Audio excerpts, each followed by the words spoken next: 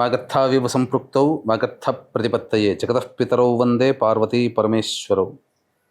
ఆదిత్యాయ చ సోమాయ మంగళాయ బుధాయ చ గురుశుక్రశనిభ్యశ్చరాహవే కేతవే నమః. శృంగేరి జగద్గురు పీఠాధిపతులకి, కంచి పీఠాధిపతులకి నమస్కారములు తెలియజేసుకుంటూ కార్యక్రమాన్ని ప్రారంభిద్దాం. ఈ జూన్ 16వ తారీఖు నుంచి 30వ తారీఖు వరకు ద్వాదశ రాశులలో జన్మించినటువంటి వారికి ఏ విధంగా ఉండబోతుందో తెలుసుకునే ప్రయత్నం చేద్దాం. ముందుగా వీక్షించేటువంటి ప్రేక్షకులకి ఒక చిన్న మనవి. చాలామంది ఎంతో గొప్పగా ఆదరిస్తూ వస్తున్నారు ఈ యొక్క రాశుల ఫలితాలకు సంబంధించి. ప్రతి 15 రోజులకు ఒకసారి చేస్తూ ఉన్నాం. అయితే కొంతమంది ఈ చెప్పినటువంటి ఫలితాలు మాకు వ్యతిరేకంగా జరుగుతున్నాయి అనేటువంటి యొక్క అంశము, ఎందుకు మాకు జరుగుతున్నాయి అనేటువంటిది కూడా బాధను వ్యక్తం చేస్తున్నారు. అయితే గమనించినటువంటి అంశం ఏంటంటే, చాలామంది కన్ఫ్యూజన్ అనేటువంటిది అవుతున్నారు అనేటువంటిది. అంటే వాళ్ళకి పుట్టినప్పుడు జన్మ నక్షత్రం ఒకటి ఉంటుంది, కానీ ఆ నక్షత్రాన్ని బట్టి రాశి ఉంటుంది.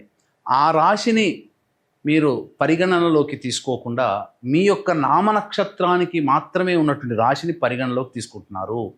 ఉదాహరణకి కోదండరాం అనేటువంటి పేరుంది. అది ఆ కోదండరాం అనేటువంటి యొక్క రాశి జన్మతః ఉన్నటువంటిది కుంభరాశి అని అనుకుందాం. కానీ కోదండరాం అనే పేరుంది కాబట్టి కేకో హాహి పునర్వసు కాబట్టి మిథున రాశి ఫలితాలని చూసుకుంటున్నారు. జన్మించిన రాశి ఏమో కుంభరాశి అయినప్పుడు నామనక్షత్రం ప్రకారం చూసుకునేటువంటి యొక్క మిథున రాశి ఫలితాలు ఎలా సరిపోతాయి? అది ఒక తప్పు జరుగుతుంది. తెలియనటువంటి రెండవ తప్పు ఏంటంటే, చాలామంది ఈ వెస్ట్రన్ ఆస్ట్రాలజీని ఎక్కువగా ఫాలో అవుతున్నారు. చాలా చోట్ల రాశి ఫలితాల్లో మీకు ఏం చెప్పబడి ఉంటుంది? ఉదాహరణకి జూలై 24 నుంచి ఆగస్టు 23 వరకు సింహరాశి అని చెప్పబడి ఉంటుంది. అంటే ఆ మధ్యలో పుట్టినటువంటి వాళ్ళందరూ కూడా సింహరాశి చూసుకోవాలి అని చెప్పి ఆ జొడాయిక్ సైన్ ప్రకారం వాళ్ళు, అదంటే సన్ జొడాయిక్ సైన్ ప్రకారం. మనది రాశి అనేటువంటిది చంద్రుని బట్టి ఉంటుంది.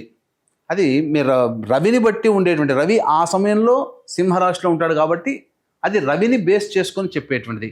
ఇక్కడ మనం చెప్పుకునేటువంటిది చంద్రుని బేస్ చేసుకునేటువంటిది కాబట్టి మీ యొక్క జన్మ నక్షత్రం ఏదైతే ఉంటుందో ఆ రాశి చూసుకోవాలి.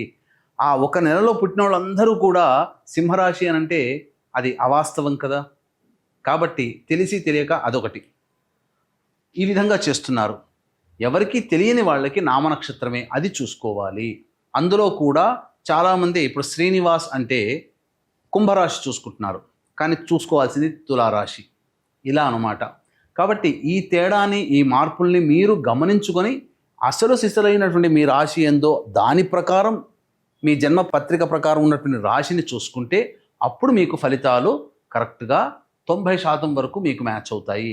మనం చెప్పుకునేటువంటిది దినచర్యలలో భాగంగా రోజువారీ కార్యక్రమంలో ఏ రోజు ఆదాయం ఖర్చు ఎలా ఉంటుంది, ఏ రోజు మానసిక పరిస్థితి మంచిగా లేదా ఆందోళనగా ఉంటుంది అనే విషయాల్ని మనం క్లుప్తంగా తెలియచేసుకుంటున్నాం. కాబట్టి ఇవి విషయాలు పరిగణలోకి తీసుకొని మన ఈ చెప్పబడేటువంటి రాశి ఫలితాలు మీరు ఆపాదించుకున్నట్లయితే 90% వరకు మీకు అవి సరిపోతాయి దినచర్యలో, రోజువారీ కార్యక్రమంలో. ఇక మనం వివరాల్లోకి వెళ్ళినట్లయితే 16వ తారీఖు నుంచి 30వ తారీఖు వరకు ఉన్నటువంటి గ్రహ సంచారం తెలుసుకుందాం. మీనరాశిలో శని సంచారం, అలాగే మేషరాశిలో శుక్రుడు మరియు రవి బుధ గురు యొక్క గ్రహ సంచారము మిథున రాశిలోకి, అలాగే 23వ తారీఖు నుంచి బుధుడు కర్కాటక రాశిలో ప్రవేశం చేస్తారు. అలాగే కుజుడు కేతు సింహరాశిలో మరియు రాహువు కుంభరాశిలో సంచారం జరుగుతుంది. దీనిని బట్టి ఈ 12 రాశుల వారికి ఏ విధంగా ఉండబోతుంది 16వ తారీఖు నుంచి మరియు 30 జూన్ వరకు అని తెలియజేసుకుందాం. ద్వాదశ రాశిలో భాగంగా చివరిదైనటువంటి మీన రాశిలో జన్మించినటువంటి వారికి 16 జూన్ నుంచి 30 జూన్ వరకు ఏ విధంగా ఉండబోతుందో తెలుసుకునే ప్రయత్నం చేద్దాం. ముఖ్యంగా రాశిలోనే శని యొక్క సంచార ప్రభావం, ప్రతి పని యందు కూడాను అలసత్వము, అజాగ్రత్త, అభద్రత, ముఖ్యంగా చెప్పాలంటే బద్ధకం, అన్ని తర్వాత చూసుకుందామనే ఆలోచనతోనే అంది వచ్చినటువంటి అవకాశాలని సద్వినియోగపరచుకోలేకపోతారు ఈ యొక్క మీనరాశిలో జన్మించినటువంటి వారు. ముఖ్యంగా మీ ఆరోగ్యం పట్ల కూడా శ్రద్ధ వహించాల్సినటువంటి పరిస్థితి. ఎప్పుడు మంచిగా ఉన్నప్పటికీ ఏదో ఒక అనారోగ్య సమస్యతో సతమతం అవ్వాల్సిన పరిస్థితి గోచరమవుతుంది. ఇక 12వ ఇంట రాహువు ప్రధానంగా చూసుకున్నట్లయితే విదేశీయానం విదేశీ విద్యకు అనుకూలించేటువంటి సమయం కాబట్టి విద్యార్థులకి చక్కగా విదేశీయానానికి సంపూర్ణంగా అనుకూలంగా ఉంటుంది. ప్రయత్నం చేయండి. కోరుకున్నటువంటి ప్రదేశంలో యూనివర్సిటీలో మీకు ప్రవేశం లభిస్తుందని చెప్పవచ్చు. శుక్రుడు కూడా అనుకూలంగా ఉన్నటువంటి కారణం చేత ముఖ్యంగా లక్ష్మి మీ ఇంటికి వస్తుందని చెప్పవచ్చు. అంటే ఏంటి? ధన రాబడి బాగుంటుంది, అలాగే రాని బాకీలు వసూలవుతాయి. ముఖ్యంగా ఇంట్లో ఉన్నటువంటి స్త్రీలు అనగా తల్లి, భార్య, పిల్లలు, చెల్లెలు, అక్కయ్యలు, తోటివారు ఇలా స్త్రీలని గౌరవించడం ద్వారా చాలా ప్రశాంతకరమైనటువంటి జీవితం, కుటుంబ పరంగా కూడా ఆనందంగా చక్కగా జీవించడం అనేటువంటిది ఉంటుంది. అన్ని విధాలుగా యోగదాయకంగా ఉంటుందని చెప్పవచ్చు. ఇక్కడ అర్ధాష్టమ రవి, అర్ధాష్టమ గురువు, ఇది కాస్త అనుకూలంగా ఉండదు. చేస్తున్నటువంటి వృత్తి ఉద్యోగాల్లో మార్పులని మీరైనా కోరుకుంటారు, యాజమాన్యమైనా కోరుకుంటుంది. కాబట్టి ప్రతి దానికి కూడాను మానసికంగా సంసిద్ధత వ్యక్తం చేయండి. కష్టములు ఉంటాయి, కానీ దైవానుగ్రహాన్ని పొందే ప్రయత్నం చేయండి. గురువు కూడా అనుకూలంగా లేని కారణం అయితే ఇట్టి గురువు అనుకూలంగా లేకపోవడం మరియు మూఢవి కూడా ఉన్నటువంటి కారణం చేత పూర్తిగా దైవబలం లేకుండా ఉండడం, తద్వారా సమస్యలకి ఎక్కువగా కష్టపడాల్సినటువంటి పరిస్థితి సమస్యల పరిష్కారం కోసం. ఒక బుధుడు మాత్రం మీకు ప్రధానంగా గృహ సంబంధమైనటువంటి సమస్యల్ని తీరుస్తాడు. 22వ తారీఖు వరకు అనుకూలంగా గురుడు ఉంటాడు, కానీ మళ్ళీ 23వ తారీఖు నుంచి ఆ బుధుడు కూడా అనుకూలంగా లేడు. కాబట్టి రాని బాకీలు వసూలు కావడం కష్టము. 23వ తారీఖు నుంచి డబ్బులు ఎవరికీ అప్పుగా ఇవ్వకండి. శిరో సంబంధమైనటువంటి నర సంబంధమైనటువంటి ఇబ్బందులు ఎదుర్కోక తప్పదు. ఇక కుజకేతుల యొక్క సంచారం సంపూర్ణముగా మీకు అనుకూలంగా ఉండడం.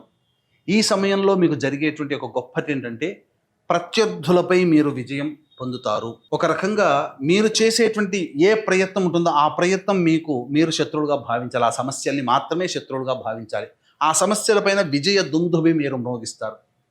కోర్టు సమస్యల్లో మీకు అనుకూలంగా తీర్పు వచ్చే అవకాశం ఉంటుంది. ఇతరులతో సంప్రదింపుల ద్వారా సమస్యల్ని పరిపూర్ణం చేసుకోగలుగుతారు. తద్వారా అన్ని విధాలుగా కుజకేతుల యొక్క సంచారం మీకు అనుకూలంగా ఉంటుందని చెప్పవచ్చు. ఇక ఈ రాశిలో జన్మించినటువంటి మహిళలకి గతంలో కంటే కూడా ఎక్కువగా శుభ ఫలితాలు కలుగుతాయి. కుటుంబ సభ్యుల యొక్క సహాయ సహకారాలు సంపూర్ణంగా ఉండడం, అన్ని విధాలుగా మిమ్మల్ని కాలు కింద పెట్టకుండా అన్ని సహాయ సహకారాలు మీకు జరుగుతాయి. ఏమాత్రం శారీరక శ్రమ ఉండకుండా ఉంటుంది. మానసిక ఒత్తిడి కూడా ఉండదు. ఇతరుల యొక్క సహాయ సహకారం ఉండడం ద్వారా మంచి విజయాన్ని పొందుతారని చెప్పవచ్చు. ధన రాబడి బాగుంటుంది. వృత్తి వ్యాపారాల్లో కూడా మీరు ఊహించిన దానికన్నా ఎక్కువగా ఉంటుంది. ఉద్యోగస్తులు అయితే చాలా చక్కగా ఉంటారు. ముఖ్యంగా ప్రభుత్వముతో పనిచేస్తున్నటువంటి మహిళలైతే, ప్రభుత్వ పరంగా ఆదాయాన్ని పొందుతున్న మహిళలకైతే అన్ని విధాలుగా విజయం పొందుతారు. అన్ని విధాలుగా చాలా బాగుంటుందని చెప్పవచ్చు. ఏ తర్వాత ఈ యొక్క మీనరాశిలో జన్మించినటువంటి వారికి సాధారణం కంటే ఎక్కువగానే శుభ ఫలితాలు. కాకపోతే రవి, గురువులు మరియు బుధగ్రహ సంచారం అనుకూలంగా లేదు. కాబట్టి దైవానుగ్రహాన్ని పొందే ప్రయత్నం చేయండి. ఈ యొక్క మీనరాశిలో జన్మించినటువంటి కాంట్రాక్టర్లు, బిల్డర్లు ఎవరైతే ఉంటారో ప్రభుత్వం నుంచి రావాల్సినటువంటి సొమ్ము వచ్చే అవకాశం ఉంటుంది. గురు మూఢము ఉన్నటువంటి కారణం చేత వివాహ ప్రయత్నాలు చేసుకోవచ్చు, కానీ వివాహ సంబంధాలు, నిశ్చయాలు, లగ్న పత్రికలు రాసుకోవడము, సంతానపరంగా సంతానం పొందడం కోసం చేసేటువంటి గర్భధారణ ప్రయత్నాలు చేసుకోకుండా ఉండడమే మేలనేటువంటి విషయాన్ని గమనించుకోవాలి. ఇక సంతానకారకుడైనటువంటి గురువు బలహీనంగా ఉన్నటువంటి కారణం చేత ప్రధానంగా గర్భవతులు ఎప్పటికప్పుడు వైద్యుల యొక్క సలహాలు, సూచనలు పాటిస్తూ మంచి వైద్యం తీసుకుంటే చాలా సేఫ్ సైడ్లో ఉంటారని చెప్పవచ్చు. ఇక 16 నుంచి 30వ తారీఖు వరకు దినచర్యలో భాగంగా రోజువారీ కార్యక్రమాల్లో ఏ విధంగా ఉండబోతున్నాయని తెలుసుకున్నందు వీక్షించేటువంటి ప్రేక్షకులకి గమనిక. ఈ యొక్క జూన్ 21వ తారీఖు రోజున ఏకాదశి మరియు అశ్విని నక్షత్రంతో కూడుకున్నటువంటి మహత్తరమైనటువంటి పుణ్యతిథి. ఇట్టి ఏకాదశి తిథి రోజున మీ జాతకరీత్యా కలుగు విద్య, వివాహ, ఉద్యోగ, దాంపత్య, అనారోగ్య సమస్యల నివారణకి మరియు మేష, మిథున, కర్కాటక, సింహ, కన్య, వృశ్చిక, ధనస్సు, కుంభమీన రాశుల్లో జన్మించినటువంటి వారికి శనిదోష పరిహారార్థమై సర్వదోష నివారణ పూజలు, హోమాలు అనేటువంటి జరిపించడం, మరీ ముఖ్యంగా నవగ్రహాలకి సంబంధించి సంపూర్ణ నవగ్రహ శాంతి మీ గోతనామాలతో జరిపించి శక్తిపాతము చేయబడినటువంటి శంకరుంగలి మాలని మీకు అందివ్వడం జరుగుతుంది. అవకాశం ఉన్నటువంటి వాళ్ళు కార్యక్రమ తదనంతరం కాంటాక్ట్ చేసి మీ గోత్రనామాలు నమోదు చేసుకోవచ్చు. ఇక చూసుకున్నట్లయితే 16వ తారీఖు రోజున అన్ని రంగాలలో ఉన్నటువంటి వారికి, వృత్తి ఉద్యోగ వ్యాపార అన్ని రంగాలలో ఉన్నటువంటి వారికి ఆదాయం చాలా చక్కగా ఉంటుంది. ఖర్చుకు మించినటువంటి ఆదాయం లభించడం ఆనందకరంగా ఉంటుంది. విందుల వినోదాల్లో సంతోషంగా ఉంటారని చెప్పవచ్చు. 17, 18 తారీఖుల్లో మానసికమైనటువంటి ప్రశాంతత లోపిస్తుంది. ఏ పని చేయాలన్నా ఆనందంగా ఉండరు. అనవసరమైనటువంటి ప్రయాణాలు చేయాల్సినటువంటిది, అనవసరంగా ఖర్చులు పెరుగుతాయి. ఏ పని యందు కూడాను ఆసక్తి ఉండదు అని చెప్పవచ్చు. ఒక వృధా కాలయాపన, ఒక జిగ్జాగ్ లాగా ఉంటుంది.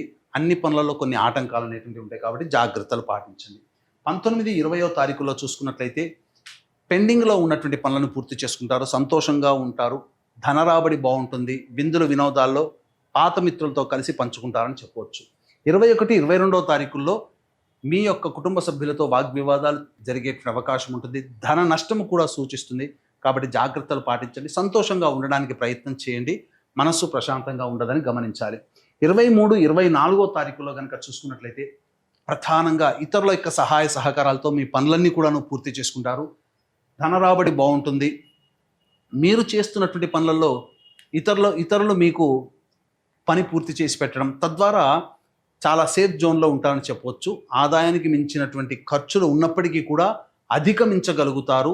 లోన్స్ కూడా శాంక్షన్ అవుతాయని చెప్పవచ్చు. 25, 26, 27, 28, 29 ఈ యొక్క రోజుల్లో 25, 26వ తారీఖుల్లో తల్లిగారి ఆరోగ్యం పట్ల శ్రద్ధ వహించాలి. ప్రభుత్వ పరముగా దండనలు వచ్చే అవకాశం ఉంది కాబట్టి వాహనాన్ని నడిపేటప్పుడు జాగ్రత్తలు పాటించాలి. అలాగే గృహ మరమ్మతులకి, వాహన మరమ్మతులకి ఖర్చులు అధికంగా ఉంటాయి, జాగ్రత్తగా ఉండండి. ఖర్చులు కూడా ఉంటాయని చెప్పవచ్చు. 27, 28, 29 తేదీల్లో ప్రశాంతత లోపిస్తుంది, వృధా కాలయాపన ఉంటుంది. మీ ఆరోగ్యం పట్ల శ్రద్ధ వహించాల్సినటువంటి పరిస్థితి. ఇక 30వ తారీఖు రోజున అన్ని విధాలుగా అన్ని రంగాలలో ఉన్నటువంటి వారికి విజయం సంప్రాప్తమవుతుంది. ఏదైతే మీరు కోరుకుంటారో 30వ తారీఖు రోజున దానికి సంబంధించినటువంటి శుభవార్తలు వింటారు. అలాగే ధనరాబడి బాగుంటుంది, ఖర్చుకు మించిన ఆదాయం లభించడం, తద్వారా అన్ని రకాల సమస్యల్ని పూర్తి చేసుకుంటారని చెప్పవచ్చు. తర్వాత చెప్పొచ్చేది ఏమిటంటే 17, 18, 27, 28, 29 ఈ తేదీల్లో జాగ్రత్తలు పాటించండి. ఇక ఇప్పుడు ఈ యొక్క మీనరాశి వారికి రోజువారీ కార్యక్రమాల్లో వచ్చేటువంటి సమస్యల పరిష్కారం కోసం ప్రతిరోజు కూడా నవగ్రహాల చుట్టూ శివాయ నమః అంటూ 27 ప్రదక్షిణలు చేసి ఈశ్వరుని దర్శించడం, అలాగే కాలభైరవాష్టకం, దత్త అష్టకం రోజుకి 3 సార్లు పఠించడం చేస్తున్నట్లయితే చాలా మటుకు సమస్యలు తగ్గుముఖం పడతాయి.